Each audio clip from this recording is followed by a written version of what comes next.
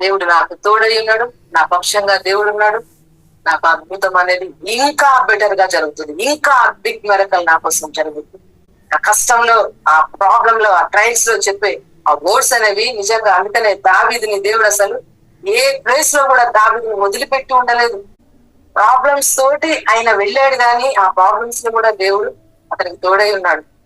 అందుకే ఆయన్ని స్తుతించకుండా ఉండలేకపోయాడు, దేవుణ్ణి ప్రైజ్ చేయకుండా, గొప్ప చేయకుండా ఉండలేకపోయాడు.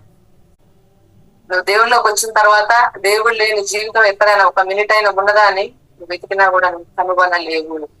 నువ్వు ఎక్కడ చూడు, ఎక్కడ వెతుకు, దేవుడు లేకుండా నువ్వు లేవు. ఎక్కడ చూడు దేవుడి నామాన్ని నువ్వు స్తుతించకుండా నువ్వు లేవు. అంటే దీన్ని బట్టి అర్థమైపోతుంది, నీ లైఫ్ లో మొత్తంలో దేవుడే ఉన్నాడు మెయిన్ పార్ట్ గా.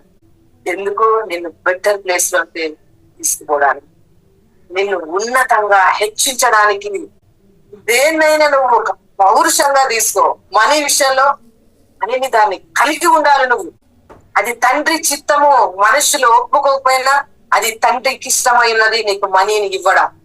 దేవునికి ఇష్టమైనది. ఆయన దరిద్రుడైంది నిన్ను ధనవంతుడిగా మార్చడానికి, నువ్వు ఒక రిచ్ మ్యాన్ గా ఉండడానికి, ఈ భూమిని నువ్వు రూల్ చేయడానికి. మనీ నీ చేతిలో ఉంటే నువ్వు దేనైనా రూల్ చేస్తావు. గుర్తుపెట్టుకో, దేన్నైనా నువ్వు రూల్ చేస్తావు. డేరుంటది, ధైర్యం ఉంటది, ఆత్మ స్థైర్యం ఉంటది, కమాండింగ్ ఉంటది.